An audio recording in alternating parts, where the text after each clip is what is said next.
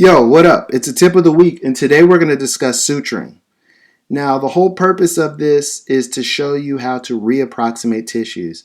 It's impossible for you to smile after surgery if you have challenges with suturing. So, today we're going to discuss the figure 8 suture.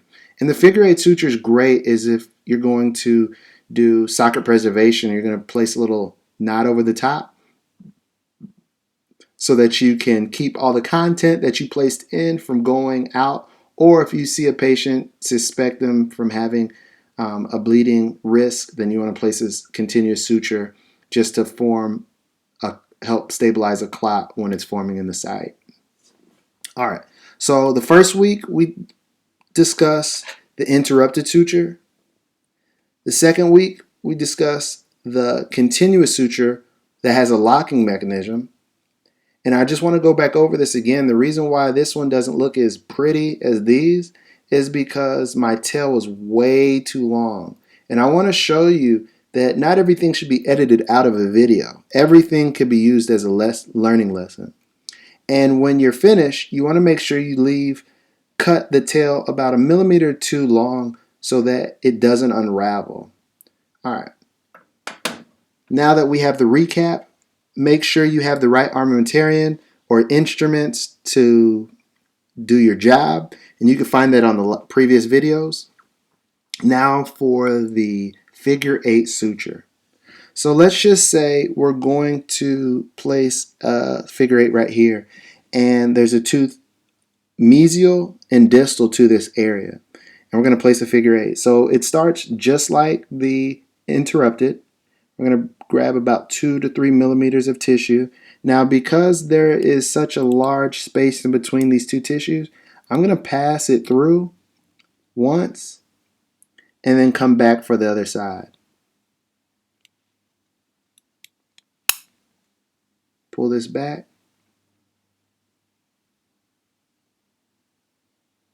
2 to 3 millimeters. That's all we're looking for. All right. Now we got that. Now what we're going to do is this. We're going to come across here.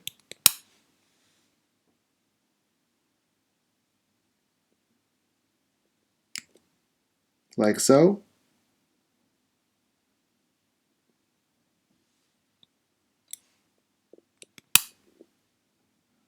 Bring it back this way. Not too little. Not too much. Mess with you guys.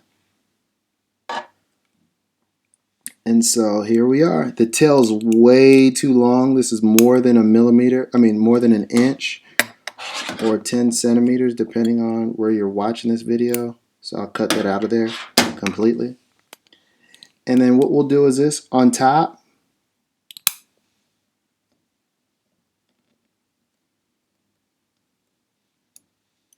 On bottom.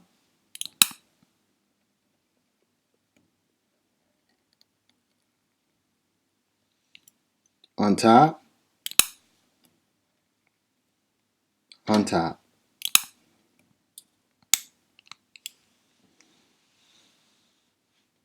There you have it, guys and gals.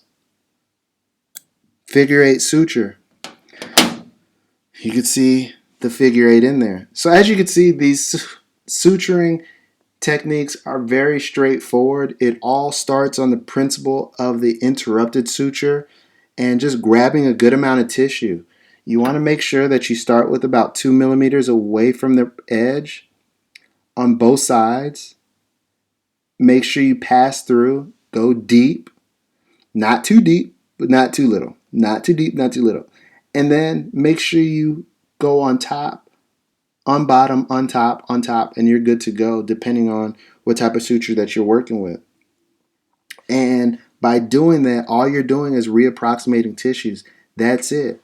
This is for socket preservation. This is approximating a vertical or releasing incision here. This is for long span, and this is the consequences of having your suture tailed way too long, because one, it could knot up, or two, it just gets in your way.